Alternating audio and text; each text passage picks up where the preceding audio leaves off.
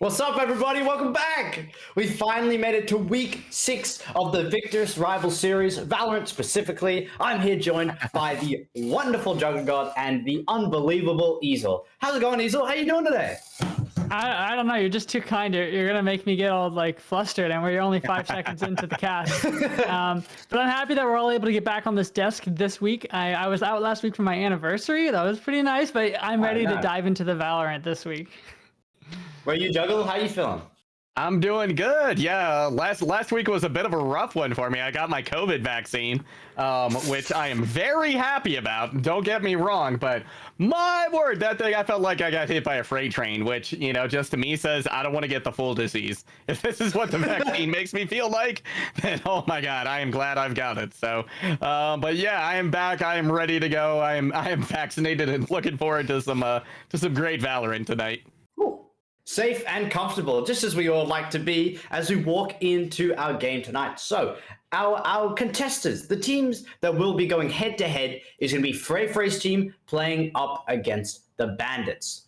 Now, both these teams are holding themselves at tied for 5th place, along with ACT here in our second group, which means as of now, none of them will qualify for the playoffs. So, we're on week 6. We finish in week 7, which means we are running tight on time to try and qualify. Both these teams are cutting it really, really close. But even though they are all tied for 5th place, they are not out of the race just yet. The teams in 3rd place have a score of 3-2. And our teams that we're watching tonight have a score of 2-3. That means the victor of our game tonight, if they can win, they'll be put at a score of 3-3. And if either of the teams that are tied for 3rd place lose a game, they will also be put at a score of 3-3, putting us to a tiebreaker. Now, look, I'm going to put you guys on the spot here. Does anyone know how the tiebreakers are going to go down if we get to it? No, offhand, I do not actually. No, that is not in my cranium at the moment. This is interesting because it's technically possible for. I don't know who's up against who this week. I don't have the full spreadsheet. But yeah, we could end up with 3 players tied for that 3rd place spot. Like the middle of this pack is so neck and neck. It's crazy. And that really is what ups the stakes here, because if they don't win this one, you're almost out of the final week when trying to get enough points to qualify. That's right. To the best of my memory and how I've witnessed in other tournaments, if it was 2 teams that we get to see, there may be a tiebreaker match played. But if we have more than that, it will come down to things such as game time and how overpowering they were when they were facing up their opponents before that. Rounds and one. On the note of rounds 1, that's right, or game time, anything along those lines. So on the note of that, overpowering opponents, skill level, we do have a little stat here, Easel, that I think is really interesting about. We have some of the teams on the stat board, the others not. Take us through what it seems to be one of the teams standing out and with their stats right now. Yeah, these teams, being that they're in the lower half of the leaderboard, you have to expect that they're not going to come up on those top 10 stat lists. But no, there is still Bandits. Bandits Esports Club has 2 players in the top 10. They have Stismo, top 10 defuses per game. And right on the other side, they have Vanny, top 10 plants per game. This is 2 good stats on offense and defense. So they have 2 players doing good things, and yet here they are in the bottom 3. So I'm interested to see if they're able to convert with that, because Frey's doesn't have someone like that on their team. And it's not that they haven't been showing up. Donut Keeper, as we've witnessed in the past, is a menace. He has 29 first bloods in this tournament so far. That's a lot. That's more than anyone else in this matchup. And so I wouldn't count them out. And I think that there's a lot to consider going into this, but especially because I don't know if we're going to hop into the map picking bans in a second. So I should hold off. I'm just going to say it anyways. Bandits are starting on defense, and Stismo has top 10 defuses. So Stismo's going to be in the right spot at the right time to put them in the advantage right off the bat. That's right. We might just get to see our map bans in just a moment, but while we head over to see those juggle, we also, let's take us to the map bans juggle. Let's see those. All right. Well, Breeze and Ascent got taken out immediately. I don't know if this was necessarily Frey's team, both of these teams just preferring not to play on these maps, or if they knew they were particularly good for the other team. But we will be starting first things first on Pearl and Haven. And as we were chatting about this pregame, it came up, and I forget which team it was that Easel mentioned this, but said Bandit would choose Haven. Yeah, right, because they were looking for something a little more advantageous from an aggressive point of view, right? And Haven certainly plays into that, and I think Pearl does as well. Yeah, whenever we're talking about these map picks and bans beforehand, I can't help but sort of forget that Pearl's even an option to me. It's just a ranked map, or just a game I play on, a map I play on with my friends. It still hasn't quite drilled into my brain, but similarly to Haven, there's a lot of spread on the map that they can play into their advantage situations. And we've seen FFT have good teamwork in the past, so I expect some good coordination on Pearl, but Haven, I do feel, will be Bandit's playground. Why does everyone choose Icebox and ban Bind? Out of every tournament, every game I've watched, it always seems like it's one of these two Bind is always banned and Icebox is always picked to juggle. Why is that? Do people just like the maps more? I don't know. I feel like if you had made this statement like 6 months, a year ago, it would have been swapped. It would have been Icebox constantly getting banned, and what was the other one? And Bind getting picked, right? And so I feel like this is just an overall switch in how people approach these maps. I mean, we look at Icebox, pre the adjustments they had on the map. Nobody was picking it. The map was solved as far as for all intents and purposes, right? But now with those changes, I still think we're feeling the impact of them and the impact on the gameplay there. So honestly, I think it's just that. I think this is personal preference. I just think Bind has fallen out of favor for a lot of teams. Now, counterpoint. I'm sorry, I'm going to hop in right here. Yeah. I would say there is a very specific reason, at least in my mind, why we see Icebox way more than Bind. It's just because Icebox is predictable. Icebox is a place where you know how people like the hold, you know what kind of agent compositions they're going to bring into it, you know what sort of site takes work. And the interesting thing about Bind, it's been in the game so long, but there's constantly different agents being brought into it. There's different agents that look overpowered on it. Like sometimes people are destroying with a Yoru. Sometimes it's a Brimstone that just goes crazy on Bind. Like it's kind of unpredictable because of the nature of those portals and just the weird mid/not mid that doesn't exist on that map. And in a way, to me, it's kind of like Split. RIP Split, we'll always remember you. Come back one day. But that's just why I think that we'd see Icebox continue to come through. And especially on these teams they might not have as much firepower, so they're going to be leveraging their teamwork. Icebox is the map to do that. There you go. Yeah. That's why people play Icebox so much. It's a lot of long angles. It's a lot of challenging corners to look around. And I mean, that's why we see Viper and Sage all the time. I guess those agents feel like they bring the unpredictability to the map. So, I mean, because what is it? Viper and Sage, don't they change the environment of the game at the very least, rather than having something very straightforward. And as we're about to jump into Agent Select, I'll leave you guys with one last question not even a question. How do you think this game's going to go? How are you feeling? Juggle, I'll start with you. I gotta be honest, this one could really go either way, but right now I feel like the map picks favor Bandits. I think that it's entirely possible we actually see a 2-0 here for Bandits. Actually, you know what? I'll throw mine in, and then I'll let you guys jump into Agent Select. I'm going to say it's going to be 2-0 in the way of phrase, but that's up in the air. It really could be either way. Now we're going to jump through to Agent Select, and I'd love you guys to drop down your thoughts as we choose our agents. All right, well, we did get to hear from you, so I want to hear what's your prediction going into this. Who do you think's coming out on top? Oh, we just barely missed the agents. Like that's something I think could be pivotal in seeing how this is going to play out. Actually, and look at that, we are getting the Astra on both sides. The Phoenix pick on the side of Bandits going to be interesting, and I think going to throw perhaps a wrench into FFT's plans. So it's so difficult to call. Both of these teams are 2-3 on their record, not looking super stellar, but not far from evening it out.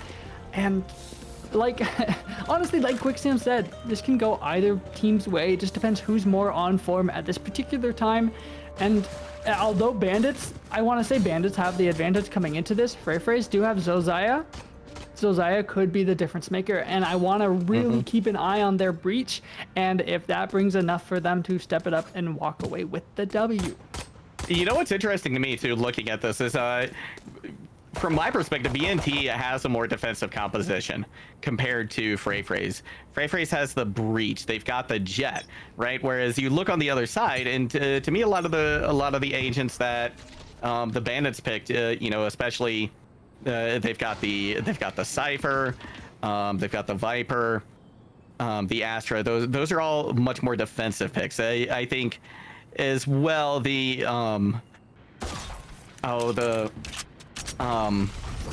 the Fade pick as well, while pretty aggressive, not as aggressive as Breach. Already got a little bit of fireworks setting off in mid, but the spike is making its way over towards A. First blood going to be given out to Saga Mans, though, and FFT looking pretty good as they debate whether or not to push on this site and eventually decide to rotate. Getting the pick, but pulling back. super interesting way to start your pistol round. It's very rare that you see these kind of weird rotations, and this is why Dismo quick to punish with it and trade back, get the numbers in their favor. And this is, I think these agent compositions, like you're saying, play directly into the sides that they're starting on. They want to make sure they can get a lead right off the bat and have something to really work with. And look at that. Jet is all the way down B in the back of Cubby. Not one person on site to contest it because I think she dashed out. She was there so quickly. Has taken a lot of damage though. Left. Yeah, that they have. In addition, all of the Astra stars have been utilized at this point, so not much utility going to be coming out from her for the defensive side as the retake comes in. It's going to be Vani now dropping down, seeing if they can find somebody in the corner there. They do. It's going to be Quanser who comes up with a kill. A little bit of gunfight going on towards the middle. It's now just going to be Chica. Chica left standing. They use the pull to pull them off of that spike. They're going to try and get the defuse. Not able to. Shots ring in. They are true. Let's see if they can get him down this long straightaway. Once again, another through the smoke. Now, can Fade finish it off or not? Fade is forced to get off the spike just a little bit. Shots still coming in. They're faking the defuse. They're trying to see if they can get the shots out, but it's going to be Sika. What a showing from this Astra. The spam down long actually worked. That's not the move that's not the move that should work, but the shots rang true. And Sika, I remember we said their name probably 100 times the last time we casted this group of individuals. They're in the right place at the right time, and with this Astra pick, that gives them a good way to keep a good eye on the map and a reason to be in the right place and to keep that going. And so they get the momentum right off the bat. Look at that full Spectre buy, except for Zozaya. Never mind. Full Spectre buy on the board. Let's see what they can do with it. Gonna go pushing down towards A again, just like they did the first time, but they're leaving Cypher over towards mid to lurk and do those lurky things that Cypher does. But if memory serves me correct, that is Donut Keeper again, who was just a powerhouse before. One of the top fraggers. Gonna be a fast push onto site. Saga Mans takes out Russ there with the Spectre. Spike is going to go down. Domino shutting off a couple of entrance and exit ways. We're gonna see Zozaya now trapped in an awkward position, but trying to get themselves out at the moment. It's gonna be Donut Keeper who finds Zozaya finds Hibernia on the flank as well. This is looking really, really great for Freyfrays. What a gun diff. They just exploded on the site and now they're in such great post-plant positions. Wow. Can't even clear them out. Not even given the chance. Flawless from Freyfrays. I'm glad I didn't count them out coming into this because they certainly are able to put 2 and 2 together when given the chance. And they did it yet again. That flawless on the board, kind of expected with the Spectre buy, but you can never be too comfortable when you have to clear so many tight angles.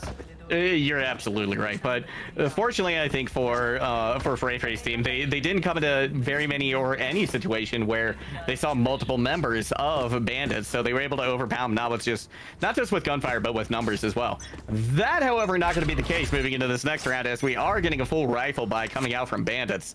So I'm curious to see if they take this just as quickly as they did, or if it's going to be a more measured approach as they come down towards A once again.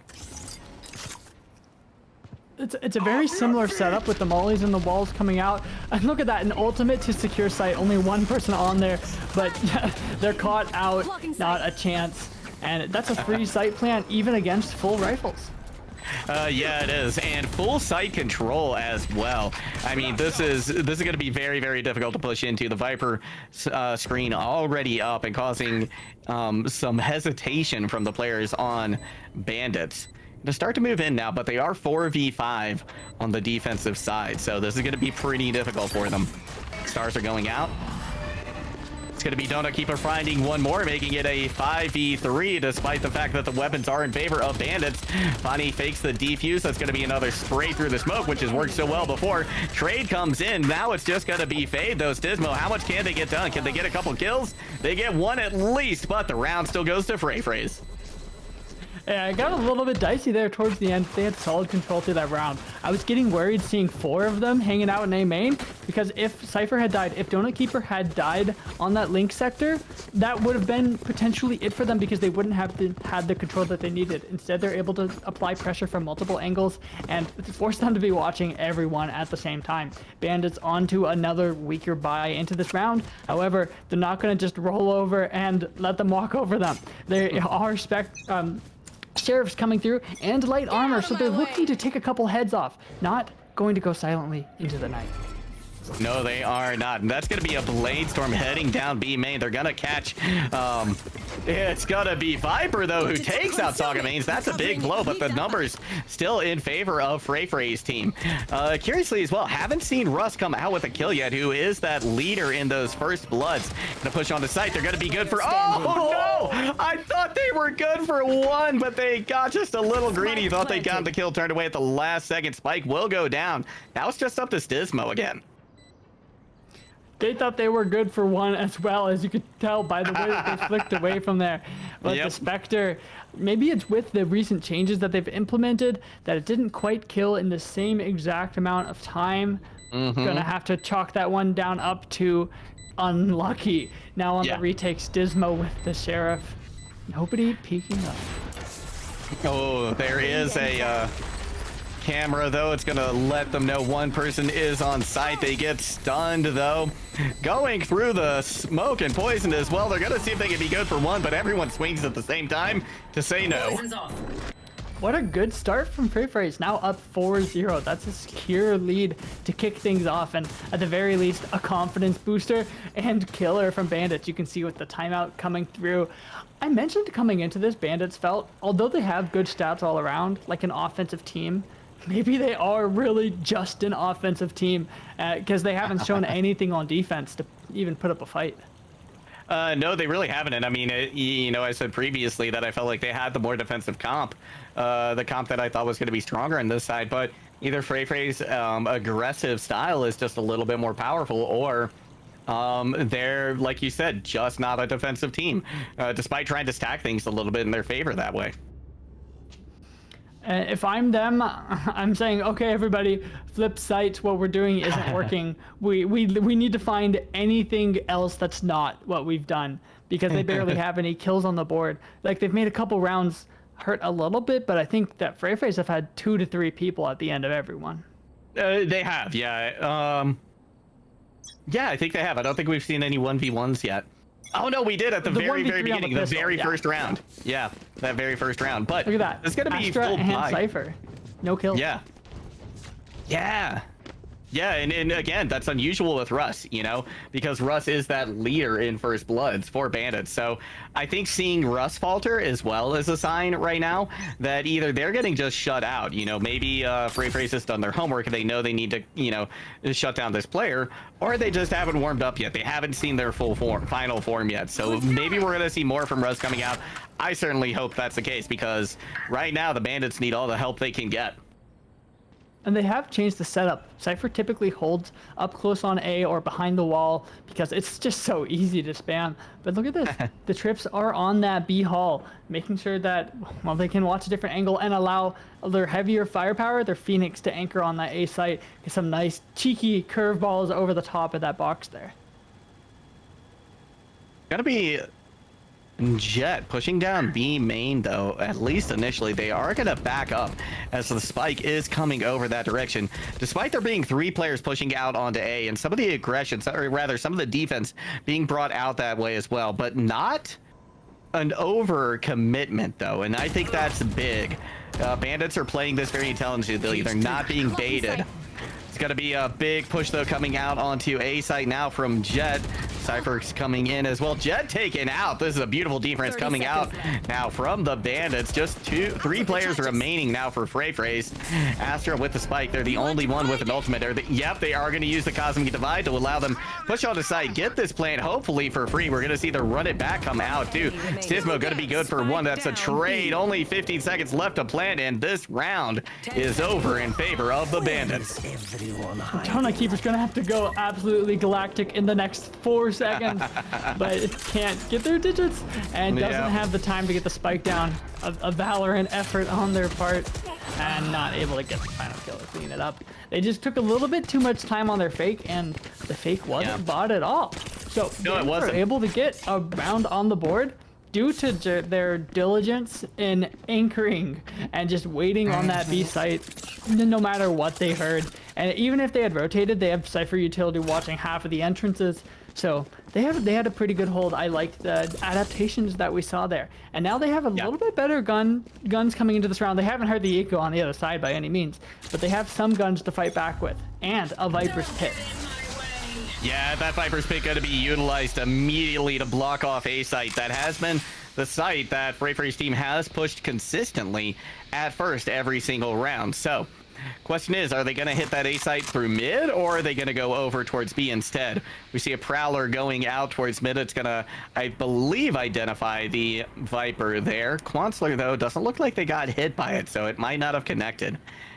As it looks like they're saying, yeah, we still want that A site, but fine, you can put up a Viper's Pit in main. We'll just take it other ways. We're going to see a very quick push now through mid. The Viper's wall goes down as well. Saga Man's going to be good for one onto the Bandits. They can't start pushing in through here, but Cypher has some of their utility up there as well. This might get a little tricky for them if they do decide to push. The Trip's been waiting there the whole time, and Jet didn't even see it right as they're right on top of it. So Viper hasn't had to turn around until this very moment. They've been able to watch that one side, and was that a counter Viper's Pit looking to come out? It just might, given the chance. All up to Viper to lock down the site as Astra's still stuck rotating, and it can't even get to the planner because they're on the other side of the building. This was a great counter adaptation, I think, coming out from FFT. They took this very slow and deliberate, right? And they picked people off along the way before they got to site, giving them a very advantageous position here now that they're holding it. Astra gonna have a very difficult job coming behind. They try to get something going, but Donut Keeper is there keeping a hold of that side as well. Saga Man's now pushing out through that Viper's Pit. They're gonna be taken out by Saga Man's. 5-1 the scoreline now for FFT. And good on FFT, like you were saying, do the counter adaptation and to show that just because you figured us out once doesn't mean that you know our game plan. And even with the ult coming out, I thought that would be the difference maker and how Bandit was going to push forward their advantage. It didn't do anything. They didn't go in the Viper's Pit. They just avoided it by going the other way to site. They still went to that site, so it was effectively nullified, ruining their chance at getting some good momentum back into this game on an abysmal buy coming into this. Yeah, this is just an abysmal buy. This should be a pretty quick round for FFT. They're going to be able to take out one already. Vani is down, so that Viper utility is gone. So Zaya able to take one out as well. It's going to be a 4v2 now, as once again they push down to A. They're just hammering away at this A site, and it's working for them. They've shattered the defenses. Look at them creeping around, all mixed up, watching their backs because there was pressure on that B site too. That was a nice, good split pressure, even up against just pistols. Cypher's lurking, getting all the information on where they're coming from. They know that they're in their spawn. I'm not sure that they know there's someone coming from ours though. I'm not sure they do either. It's going to be Stismo pushing out now, but there's so many smokes in the way, so much utility. They're having a hard time. Astra unable to really find anybody either. They're going to start pushing out now, meeting some gunfire. Saga Man's, though, going to be good for both, and they are really popping off today. Saga Man's is just excelling right now as a duelist. Yeah, Saga Man's isn't the highest fragger, but they have the best KD, except, of course, for Zaza, which both starting to turn up a little bit more as these rounds get more heated. I'm surprised we haven't seen more from Donut Keeper, but they're doing enough. I mean, they're 6-1, so I'm not going to give them any flack for that. At the very least, we are seeing a kill from Russ in Hibernia. So they're starting to realize what to do. They just need to follow through and do it and get the frags necessary to do so. Like a man sparing the knives once again as they start to bear down onto A site. We do see some util there from Cypher. Is Saga going to get caught in it? They are. They have to use one of the knives to get rid of it. Now we're going to see the Viper's Wall come out. A little bit of an opportunity there for Vani, but they don't utilize it. They were busy throwing out a molly instead. So the site's going to be given up despite FFT having only 4 members left to go. We're going to see the ult come out from Stismo as well. That's going to find Zozea, causing them some problems. Stismo as well gets stunned by it. The spike has been planted. 4v4 now on site. Stismo finds one for and a very impactful one as well for the Bandits, is now there's no more Viper's Pit on site, but they still have to get there. Still being held down by 2 members, but they do have a gun advantage. They can take multiple angers. Here comes Tismo. The Rolling Thunder comes in as well, prevents the defuse at least for a moment. They're barely going to have enough time to go. Zozea pushes into sight, finds one. Hibernia looking for another, but it's going to be Zozea once again. Fade finally with it. Are they going to have enough time to defuse? I don't know if it's in the books. They are. They do. They've got it. I hate to kill the suspense, but the circle wasn't there when they got on, so oh yeah, you're right. That one in the bag, and that was a really good. I honestly didn't think that they would did it because they had there was a good setup on the side of Freyfrey's, especially with that ult from Zozea. I really didn't expect that to come through, and to me, I was like, oh, they got this round in the bag, but they just weren't able to play off of their rotate. They weren't able to play off of the pressure that they were trying to apply from Art. I believe it was Donut Keeper looping around, or maybe Quansler. Either way, not quite enough. And even with Sagaman's going crazy these last couple rounds, it's not always enough. So Bandit aren't out of this by any means, and just barely snagging that defuse through, that's going to be enough to let them know that they have a shot. Yeah, they absolutely do. And look at that. So much yield till thrown out A main. They want to stop this push from going down A at all costs, it seems. But finally, it seems like Freyfrey has said, okay, we've pushed there enough. Let's try a different site. As we do the C rotation coming out over towards B. And look at how much control Sagaman's already has over B site. Ooh, Stismo. This isn't the first time they've gotten all the way back there. Yeah. Embarrassing. Sagaman's now able to get the knife kill on the Rust. That's a feels bad. And look at this control now that they have. They're gonna get the B side plant for free. And at this point, they've just fanned out so far across this map. Yeah, they're forced to go back through B hull because they don't have control anywhere else on the map. In fact, they know that there has to be somebody pushed forward. At least they're going to be pushing out together, so they'll be able to get some of these trades and play off of each other's utility.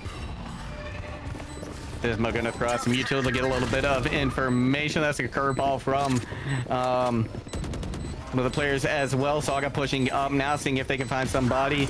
A beautiful headshot. Look at the patience right there. They're gonna be dashing over to find the spike planter as well, which they do. Can they get the defuse? Just a couple of players remaining. Doesn't look like it's gonna be the case this time. Freyfrey's will come away with a round win. And an ace for Saga.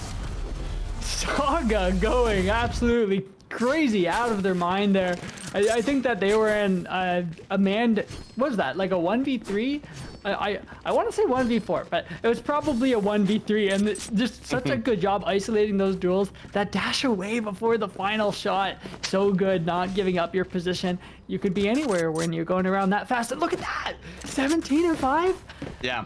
No, man, I can't keep up with Saga, and no, neither can anyone else in this lobby. They double the kills of anyone, except for Stitsmo, by 1.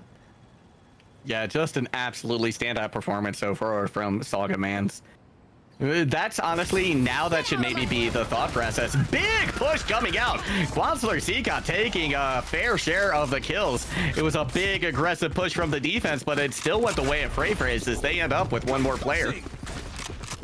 It's good to try new things, but sometimes it doesn't quite working out in your way. At least they've dwindled down the numbers, but this map is honestly one of the largest maps. Look how tiny they are running around, and with just 2 players, it's hard to control that much space. You can see they're trying to put one person at each site. They get that Viper's Wall, the Audible's gonna come through, but how can you commit both of your players when that's all you know? Oh, that's a nice placement for a one-way there for the potential defuse coming in. Russ throwing in a couple of stars as well to see if they can get something going, if they can give themselves a little bit of cover as they try for the defuse here. But we've seen how defuses have gone through the cover before for them. Lots of bullets flying through. There comes the molly. They baited out a ton of util. That was a really, really good fake out for the Bandits. Yeah, but Viper's just now getting there, and the spike is over halfway done ticking through. There's just no time for it, no matter how you cut it, all up to blind it up. And Viper's not even going to try and get there. Hopefully they can die to the spike, or maybe they've picked up a rifle for their efforts. It appears they have. Yeah, that's going to be them going for the save with the rifle. 8-2 going to be the score line now for FFT, and they have just come out swinging so far. They have said, you know what, we may have the same record overall, but we are not the same team. Yeah, I love what we're seeing because it's not just that Saga is going crazy. Because yes, they are, but they're winning because they're able to just not give. They're not giving Bandits a single read on what they're going to do next. Yeah, they've hit A a lot of times, but it's felt like every time there was something slightly different being thrown that way. And the way that they're rotating off this pressure, absolutely beautiful as well. If they keep this up, they can definitely secure this extremely dominant scoreline. So even if they have a slightly weaker defense, that'll be okay. They just need to hold off Bandits for a couple rounds. Yeah, that they do. I'm going to see if that'll be the case. It's going to be a much slower, much more spread out push. You can't call it a default because nobody is over on B site. But a very, yeah, just a very slow, methodical push. In both of these cases, we're going to see some gunfire here coming out from Saga. They take down 2 already. Here comes the Rolling Thunder onto A site. They push through.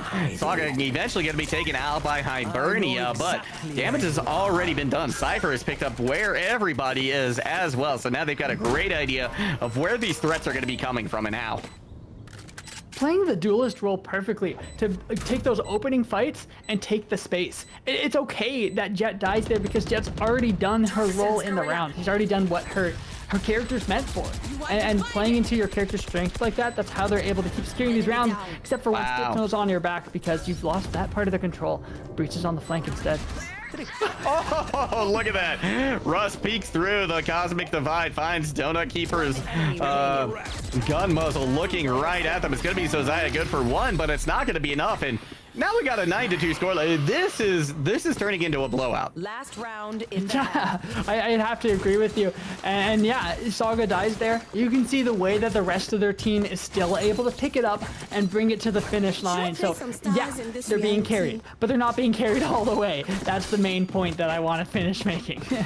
And so good work from everyone on their side. And there's really not much Bandit can do but wait for the other half because they don't have anything.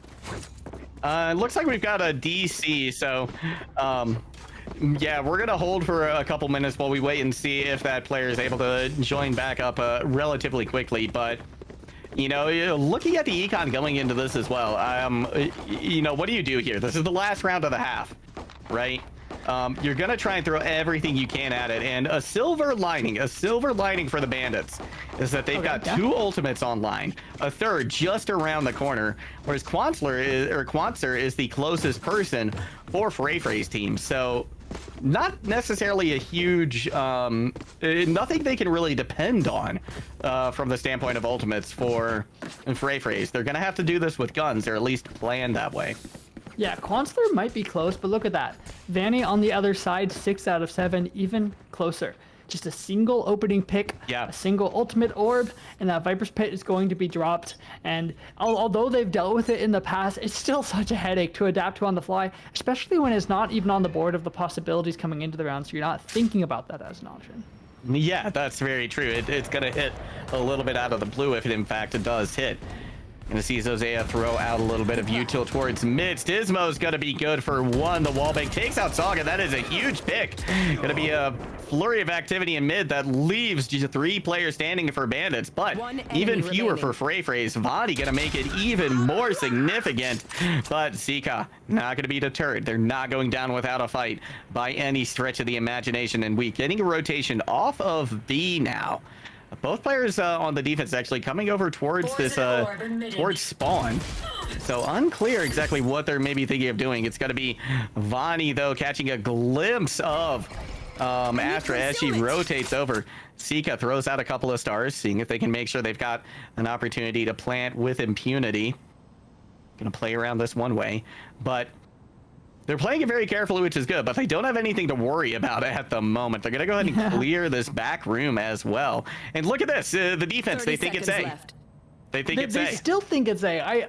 It's unbelievable to me how much these teams have walked around each other. Sika clearing every last corner. I'm just like, I'm begging them, please plant, just do it. Yeah, I know. You're so close. And if they can just get onto site, there's nobody even nearby to contest it. They're fighting themselves to get the plant down. Eventually, it is going to come through with just 6 seconds left on the board. And look at this aggressive positioning, though. The fight's going to come soon. This could be good for them. In fact, it's going to be very good for them. They both peek. They come up with the kill. And look at this. We've got a 9-3 curse. And I feel like you and I, we have witnessed a 9-3 curse going the way of the 3 team relatively recently, if I remember correctly. It's not that we have witnessed a couple 9-3 curses. It's that it's not a 9-3 curse. It's just a 9-3 rule. So like, or maybe a 9-3 coin flip. You can either get the game to 6-6 or you can get it to 9-3. Either way, it's a 50-50 on who takes the next half. Yeah, that's fair. That's fair. Yeah, you've got to get through all those other combinations before you get back to the 50-50 at 9-3. But, you know, perhaps now we're going to see the Bandits really come alive here. There's absolutely an opportunity for them to come back in this, but they're going to have to live up to, I think, you know, the reputation that they have of being a much more aggressive-minded team and being very, very strong on the aggressive side. Maybe this is when we're going to see Russ start to pop off and come into form. Yeah, and we're going to see some very deliberate executes like I was talking about coming into this. You could see Stitsmo on the top of the board. That's because they're top 10 for diffuses per game. They're great at defense. Now on this other half, we're going to see Russ turn up, and we're going to see Vanny, if they're going to come back at all. Because those are the 2 players that we would expect on this half. Vanny in particular, top 10 for plants? Well, of course they picked Viper. Viper is such like a common agent to just go plant on. And so I expect, look, you can see them, they have the bomb. They're not gonna be able to push off of this because Saga's taking the space. But if they die here, that would be risky. Looking to scrape away with their life as they get reinforcements. But yeah, Saga does take quite a bit of damage from Domino. And Domino just content now to hold this position until they get the rest of their team with them. Now that the spike is there, they're going to start moving out onto site, but it's going to be a very long position held by Saga, man. So are they going to be able to come away with the shots they need? It's going to be tough from that distance. Zozea, though, pushing right up here at front. They've got their breach util ready to go. When they hear this come in, they're probably going to lose it. Here comes a couple shots. Saga Man's going to be good for a pick on Avani, one of the players that we need to see start to pop off for the Bandits. Not going to be left around for too terribly long. Sika staying on site is able to get a pick. That's going to be Saga Man's taking down the potential plant, and Frey's team makes it 10-3. Stitsmo playing some aim labs there, not able to get 100% accuracy, which is what they needed at that moment. And once again, it was Saga turning up now with over a 2-1 KD. These are the kind of crazy numbers that you never expect, but you always have to put some respect on their name for. Stitsmo's still turning up, still more than double the kills of anyone else, but that's not a good thing. We were talking about we need to see Vanny and Russ in them. We need to see them doing more. And Russ being on the Astra, Vanny being on the Viper, those aren't fragger agents. Those aren't agents that you can do stuff actively with. And that could be what's hurting them so much right now. It could be. Yeah, they're gonna get their kills in a much more passive way. That's gonna be Sika pushing out, seeing if they can get a little info, but they bit off more they can chew. Domino chases them down, throws out a little bit of util to make sure they can't push through there either and get onto their backs. Quanzer, though, throws out the Molly, is able to take out one with the help of it and the Spectre. Not gonna be good for the second. It's a 4v3 now in favor of the Bandits. They're a bit pinched here, though. Look at the way that there's somebody on almost all sides of this exit except for one. They have to take the right pick, and it looks like they're sniffing it out. However, Cypher's still anchored on site, and this is exactly how I said Cyphers typically play the A site. They love putting their trips out and just sitting behind that wall. Oh, yeah, they're going to be able to see this push coming out as well. There's going to be a little bit of util thrown out from Breach as well to make for an awkward plant. They're going to use the cover of the Cyber Cage to get it out and onto site. And Cypher, none of that util that I think Donut Keeper was hoping to use really came into effect. It came into play. Hibernia able to take them out of the equation completely now. This could be a reversal here in the works. Bandits looking great right here. So this is going to be Zozea seeing if they can hold things down. They're going to be good for one, but they don't check the corners. And they get taken out from the back. What a good force buy from Bandit. I'm pleasantly surprised. They were put in a lot of uncomfortable scenarios, but they went through it as a team. They went all the way through that like upper spawn link place on the top of the map, and then back through Art onto A, and that was some good offensive adaptations, which is, we expect them to be better on the offense, so I'm not too surprised, but I love to see it, and I love to see them working together in that way. Indeed, yeah, it's a much better looking Bandits that last round. And in addition, I mean, you know, it's great to see them take a round, but what's even better is seeing them take that round which they shouldn't have had. Domino coming out big with a pick onto Saga as well. This should be an easier push onto A, but there's still Cypher and Viper now rotating in meat. In fact, most of the rest of the team is doing just that.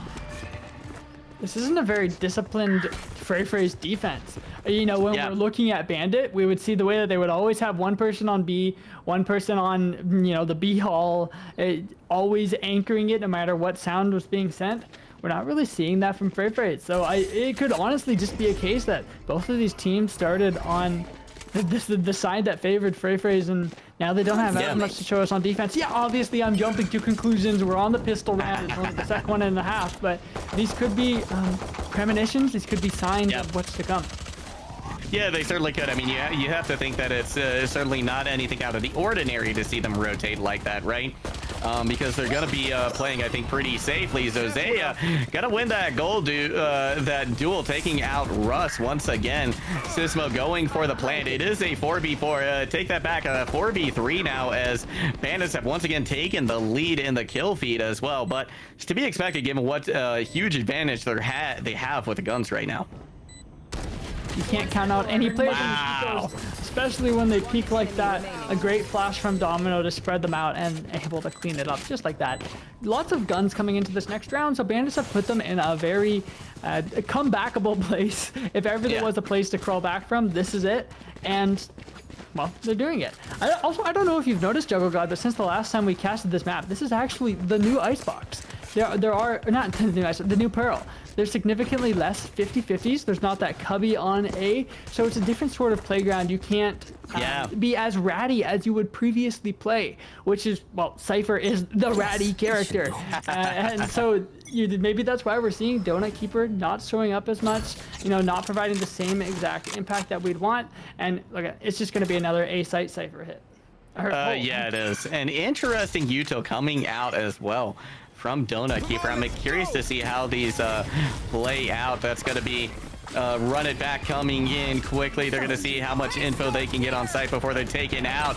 It's going to be Donut Keeper peeking. They are going to be traded out though, but they get a lot of information about site. They know that it's relatively clear. One more player down on Frey's team as well, but they're making a comeback. They have traded out to make it 3 versus 2. Spike is going to go down, and there's not much contest for it, as with just 2 people left, Frey's have a lot to clear out to get back into sight. Viper's trying to get control over Art again, but you know, Phoenix could be lurking anywhere. How are they to know? Yeah. Thankfully for them, they are on site, so if they swing this at the right times, they could isolate these duels. We're going to see a couple stars coming out onto site. The Cyber Cage has been activated. Molly thrown out to prevent a little bit of a rotation from behind. That's going to be Stismo coming in with both kills, though, and dropping that lead down to just 4. This is looking much more doable now for the Bandits. Stismo becoming the Saga of Bandits, round by round, getting the frags that they need. Now we have our raid bosses on either side of the table. Will Saga be able to step it up and hold them at bay? We can see they think so, just maybe. A hero rifle coming out on the board, even on what looks to be an incredibly weak economy. Saga has to go crazy here, has to get another ace potentially if they want to make this worth something. And they're playing it very aggressively too. They're pushing up through mid already. Even A side, both Cypher and Breach are pushing out very, very far. They have to be aware. They have to be thinking or suspecting that the push is going to come out onto B. Now they get confirmation of it from that Jiggle Peak Quanster. Going to throw down the Molly to see if they can prevent the rotation at least for a moment, as Domino caught off by it. Once again, here comes a little bit of breach util as well to prevent them from pushing on the site. Saga is good for 1, so this is the worst I've seen the Bandits look actually in a couple of minutes here. They're playing very tentatively. Yeah, and then they're kind of trapped, and they know it because Jet killed their only person on the flank. So now it's being watched by Trips, sure, but they can only tell you so much, especially when you're up against a Jet who could just updraft over them.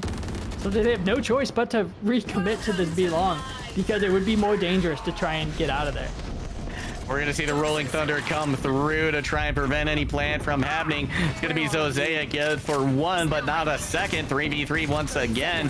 Viper's Pit is still up. Hibernia taking out another one. Drops the Cyber Cage to get the plant out as well. They try for it for a moment, but then opt to use their ultimate. Get a little bit more info. They have to know somebody is nearby. They do, and that's going to be one more round in the books for the Bandits. Unlucky for Saga. I had my eye on them that entire round because of the hero rifle. They actually pushed all the way. They did. They updrafted over the trip that was left on the flank, but the Cypher reveal coming at the very last moment, making sure that things don't go a little bit too south. So it's a good, I guess, KD booster for Saga, but unable to pull through on the round. Going to be stuck with just a Marshall while the rest of their team is able to get that rifle upgrade. I'd like to see a little bit more even economy, but it was a good idea nonetheless. And with round by round, Bandits are catching up. Don't count them out yet because now it's the same story that we saw in the first half. Frey's aren't really sure what to expect in any coming round. Even we saw in the last round, they had so much aggression on the map. They had so much map control. That's something we've talked about for hours. They had so much map control, unable to convert with it. Right, they weren't, which is a little surprising considering just how effective Sagamans has been so far. So seeing them start out, I think, in a pretty positive way, but then falter towards the end, unfortunate to say the least. And as Frey's appeared to favor A site, it's going to be Bandits really favoring B right now, as they're making a slow push up, but they've got Sika lurking right here in the back. Saga going to be pushing around that corner. Vani takes him out the moment they push their head out. Domino, did they see just a little bit of Sika? They did, as a matter of fact, able to take them down as well. 4v3. Frey's team trying to gain some semblance of control over this defense once again. Viper walls crisscrossing onto site. Frey's is in a good spot for this retake. It says like they were almost kind of playing for it in the first place. You can see that wall perfectly shuts out the defense from getting any knowledge of what's happening on the other side. A great flash by Phoenix, but Zazia with a good spray. Now down to the 2v3, trying to find the angles. Not going to happen. I can't believe it. We brought it to within 2. Bandits have brought it to within 2, but this is what the Bandits do, right?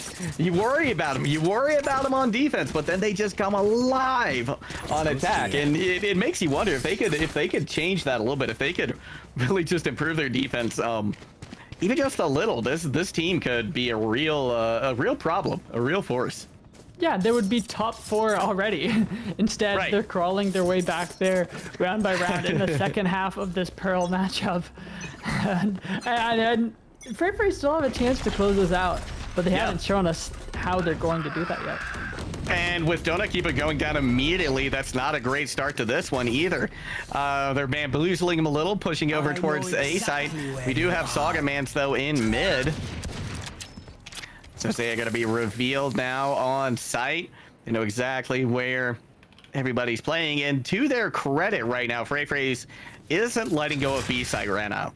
They've still got one player over there, which seems like it's a better and better idea the more that it looks like Bandits may be opting to rotate.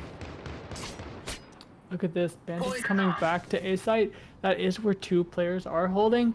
There's been information being passed on by Fade, but they don't know there's someone lurking in the smoke. Quantzler looking to get the timing, looking to get the spray, unable to make it connect. Now they know there's one person on site, but they don't know that Breach is also there too. Breach is actually backed off considerably now. They're coming back in, though, as we do hear the Nightmare get utilized. That's going to be a Seeker coming out as well, finding one of the members of the Bandits. They're going to push out very, very quickly, but there's so much util on site. You just can't see hardly anything. Hardly get your bearings, much less try and find any picks in this just nonsense in this mayhem. Russ is going to be good for 1, and once again, the Bandits are here. They brought it to within 1 now. This is what, 5 unanswered points? 6? 6. Five. That's 6 5, I think. unanswered points. Yeah, look, 6 in a row right there on the board. Oh yeah, you're right. It is. It's 6 in a row. Stringing Yep. them together, should play some and Astros now, fans yeah, in this like you battle. said, within one, and so winnable because the economy from FFT, this is where he starts sweating. It's like, well, we have to do something. We have to buy here because we don't want them getting any more than they already have. And that's when, if they lose this round, easily could snowball to a loss and a win for Bandit. So Yeah. as you can see, that's why they're buying the op. That's why they're going full into this, even though it will cripple them. Even though, they're betting on their shot standing. Yeah, and there we go. We've got Sika with the operator, and that has caused a lot of consideration for the Bandits. They're definitely thinking about rotating out off of that, and it looks like it's exactly what they want to do. They don't want to have anything to do with that op. Look how far back Sika fell. Just respecting this Viper wall and not looking to give it away too easily. This is a crazy heavy rotate. They're really gambling on this round because, like I said, even their buy was a gamble from the very beginning. So it makes sense that we see that in their rotations as well being reflected there. They are going to continue to hold down B long, and in fact, it looks like it was a fake rotation. We've got a couple of members of FFT moving over onto A side Viper and that breach, while everybody is still coming out B. But Sika going to be flashed. That's going to leave a little opportunity for them to move. But look at that, Sika finds one right before the wall comes up. Gonna make things a little more difficult here for Bandits, but now they take a strike back with the a beautiful rolling thunder coming out from Zozea. That's gonna be huge. This might have turned things around for them. It might have done what they needed it to do. Is now both of the players from the Bandits tuck tail and run. They're both down B long. Ideally, you'd have them somewhere else. You would have a bit of a crossfire going, but that's not gonna be the case. Now they've got the Cosmic Divide up as well. They're gonna have to push through because they don't know if the defuse is coming through or not. They try to take a couple of quick shots. They're not going to find it. Sika comes in for the defuse. It's just Cypher left, but they're not going to get it. And FFT breaks this trend of wins for the Bandits. Maybe it's just the op that was the difference. It got the opening kill. Yeah. It took a while for it to get there. But eventually it landed it, and anchoring on the site the way that they did, the patience, that's what paid off. They showed the kind of patience that they were showing on the other side, or that Bandit were doing on the defense, that like these good looks, we saw a glimmer of them in that round. And if they can do that again, yeah, they can do it. They're only 2 away from the win themselves now, and I have faith. I have faith in you, FFT. Just go a little bit farther, show us that that wasn't a one-off. Everybody clustered up around A site. For both the defense and the offense, just 2 defenders left over on B. I think they have to be pretty satisfied with Sika just holding down that site right now. Nice one way. Quanser looking through it, not seeing anybody pushing, though. And Bandits, actually, they look a little confused right now. They look a little lost. The spike is still just in spawn, right? And 30 seconds has gone off the clock. And I haven't really seen anyone trip anything, anyone try and get any util out. So to me, this has just been kind of wasted time for them. We're going to see a little bit of util starting to come out, but nothing of substance just yet.